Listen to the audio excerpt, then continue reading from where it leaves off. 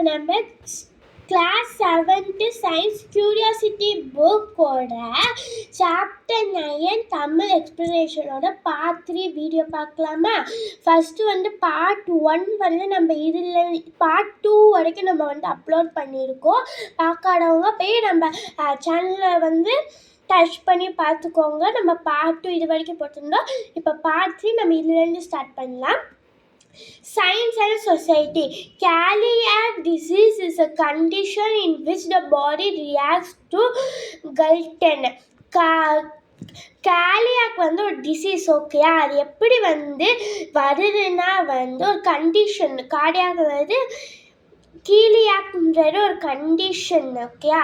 அது எப்படி வருதுன்னா இப்போ பாடி குளூட்டனோட ரியாக்ட் ஆகும்போது இந்த டிசீஸ் வருது. A protein found in wheat, barley and rye. Gluten ஒரு புரோட்டீன். ஓகே? குளுட்டன்னா என்னன்னா ஒரு protein found in wheat, barley and rye. This reaction damages the inner lining of the small intestine. அப்புறம் இந்த டிசீஸ் எதை டேமேஜ் பண்ணுனா inner lining of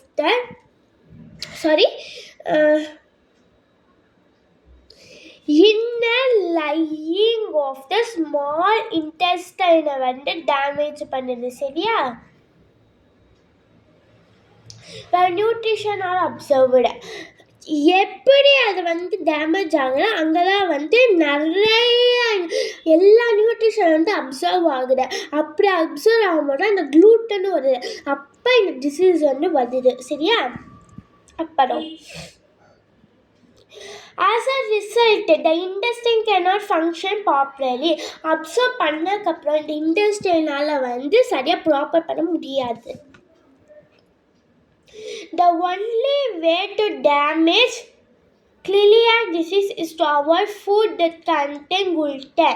இதை இந்த டிசீஸ் வராமல் ப்ரிவென்ட் பண்ண நமக்கு ஒரே ஒரு ப்ரிவென்ஷனில் இருக்க என்னென்னா இந்த குளூட்டன் இருக்க ஃபுட்டெல்லாம் நம்ம எடுக்கக்கூடாது. Millets like jawar, bajra and ragi are good alternative because they are naturally gluten free. இந்த ஜவார், பார்லி அண்ட் ராகி நம்ம எடுத்துக்கலாம், நிறைய எடுத்துக்கலாம். ஏன்னா நேச்சுரலி gluten free. ஓகே? இல்லை நம்ம உடம்புக்கு சத்தான நம்ம கண்டிப்பாக எடுக்கலாம். அப்புறம் லார்ஜ் இன்டெஸ்டைனை பற்றி பார்த்துக்கலாம். ஃபர்ஸ்ட் அதுக்கு ஒரு டயக்ராம் பார்த்துக்கலாம். லார்ஜ் இன்டெஸ்டைனு இந்த பிங்கிஷாக தெரியுதா? இதுதான் லார்ஜ் இன்டெஸ்டைன். ஓகே? இந்த ஸ்மால் இன்டெஸ்டைன் இதுதான். இங்கே தான் நியூட்ரிஷனில் அப்சர்வ் ஆகும். சரியா? இப்போ லார்ஜ் இன்டெஸ்டைனை பற்றி பார்க்கலாம். இது anus.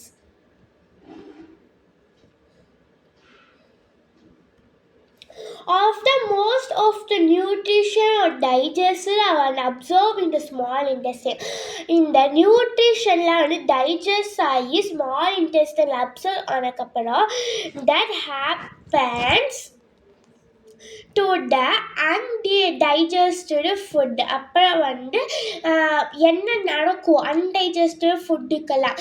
It moves into the large intestine. Small இன்டெஸ்டைனில் செமிக்காத பொருளாக large intestine செமிக்கும். The large intestine is about 1.5 meters in length.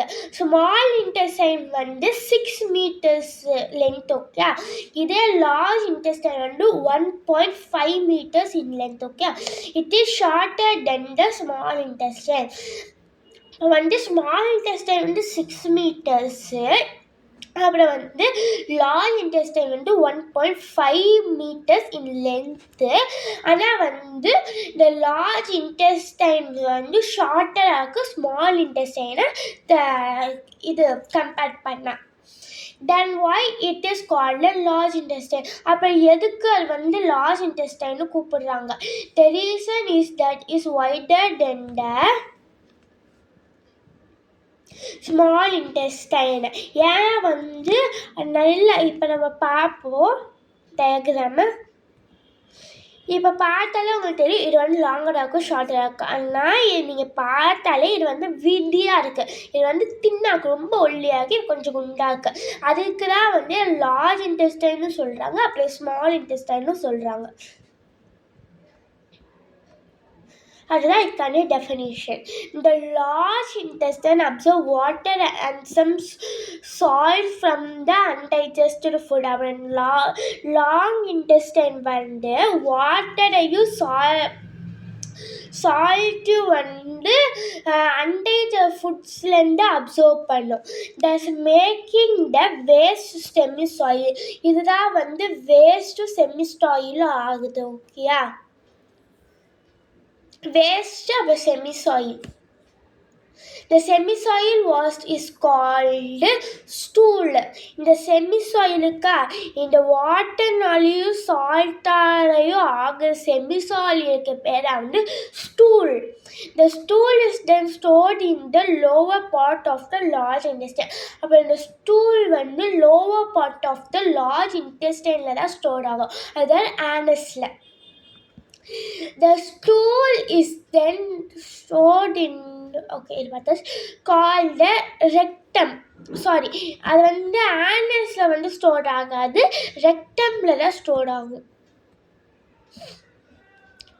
anus பக்கத்தில் இருக்குதா, அது பேதா ரெக்டம். புரிஞ்சிச்சா? அது பேதா anus பக்கத்தில் இருக்க பேதா வந்து ரெக்டம். இந்த புள்ளி மாதிரி இருக்கா, அதுக்கு பேதா ரெக்டம்.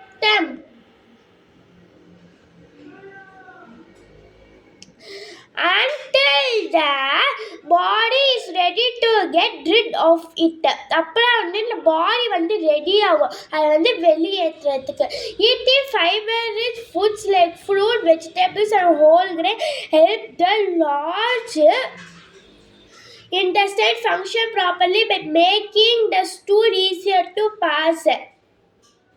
இந்த ஃபைபர் ரிச்சான ஃபுட்ஸ் லைக் ஃப்ரூட்டு, அப்புறம் வெஜிடபிள்ஸ், அப்புறம் கிரெயின்ஸ் எல்லாம் வந்து இப்போ லார்ஜ் இன்டெஸ்டைனில் வந்து ப்ராப்பராக ஃபங்க்ஷன் ஆகிறதுக்கு வந்து ஹெல்ப் பண்ணுது. எப்படின்னா வந்து அது வந்து அந்த ஸ்டூலை வந்து ஈஸியாக வந்து பாஸ் ரூச் பண்ணுறதுக்கு ஹெல்ப் பண்ணுது. Finally it is exported to the anus. Rectal வந்து ஆனஸ்னு கூப்பிட்றாங்க. அப்புறம் இந்த ஆனஸ் கீழே ஒரு டாட் மாதிரி இருக்குதா, அதுக்கு பேர் தான் வந்து rectum.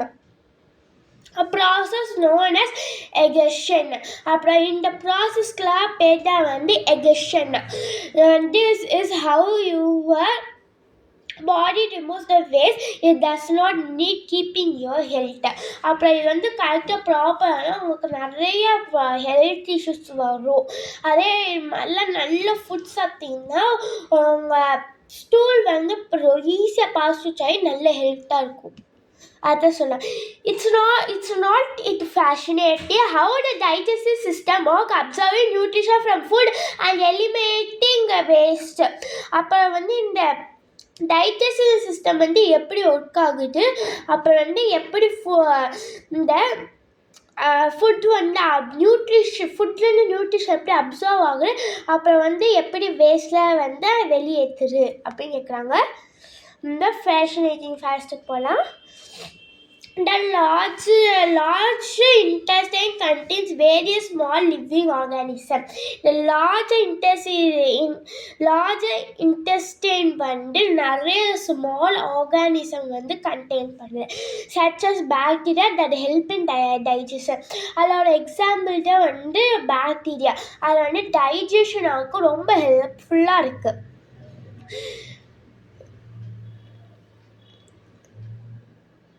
They help in keeping our digestion system healthy. அப்புறம் பாக்டீரியா வந்து நம்ம டைஜஷன் சிஸ்டம் வந்து ஹெல்த்தியாக வைக்கவும் ஹெல்ப் பண்ணு.